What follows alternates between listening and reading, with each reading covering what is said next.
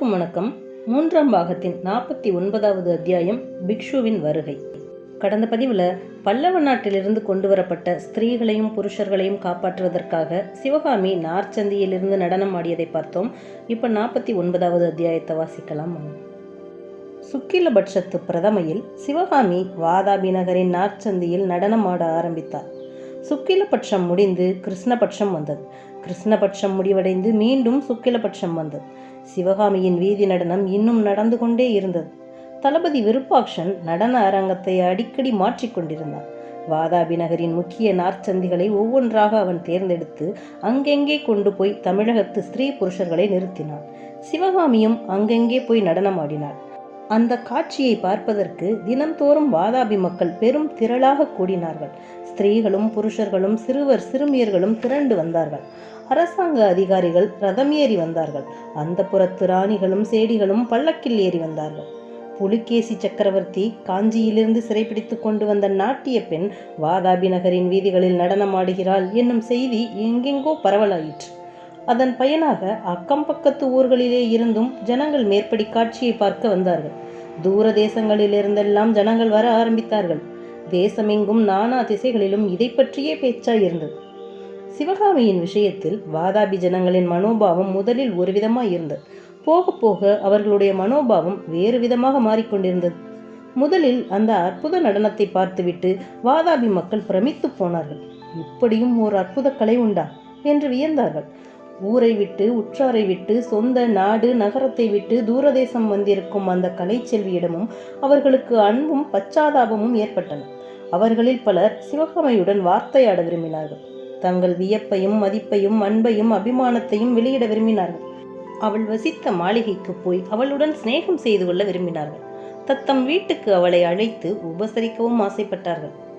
ஆனால் வாதாபி ஜனங்களின் சிநேக மனப்பான்மை சிவகாமியின் உள்ளத்தில் எவ்வித எதிரொலியையும் உண்டாக்கவில்லை.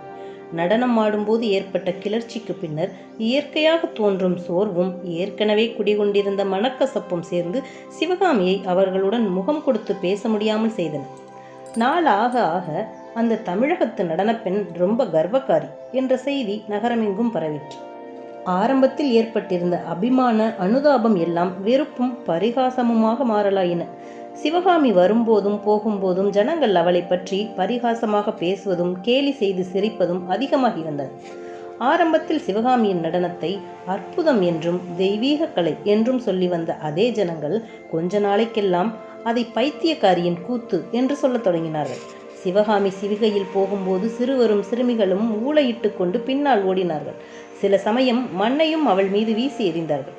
இதையெல்லாம் சிவகாமி சிறிதும் பொருட்படுத்தவில்லை. அவளுடைய நெஞ்சம் வைரம் பாய்ந்திருந்தது. அசைக்க முடியாத ஓர் உறுதி அவள் மனதில் ஏற்பட்டிருந்தது. புகழையும் இகழையும் பாராட்டையும் நிந்தனையையும் ஒன்றாக கருதும் மனோநிலையை சிவகாமி அடைந்திருந்தாள்.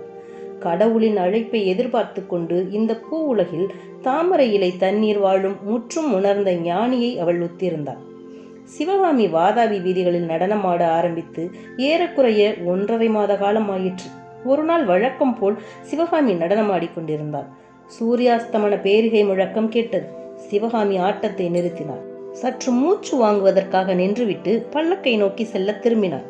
அவள் திரும்பிய திக்கில் தோன்றிய ஒரு தோற்றம் அவளை சிறிது நேரம் மனம் குழம்பி திகைத்து நிற்கும்படி செய்துவிட்டது. அந்த தோற்றம் நாகநந்தியடிகளின் உருவம்தான்.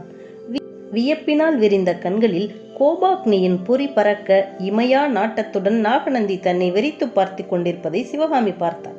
நாகநந்தியின் முகபாவம் கன நேரத்தில் மாறியது. கண்களில் கோபாக்னி மறைந்து பரிதாபம் தோன்றியது. அவருடைய கண்களின் பார்வையும் முகத்தின் பாவமும் மன்னித்துவிடு என்று கெஞ்சுவது போன்ற உணர்ச்சியை ஊட்டின.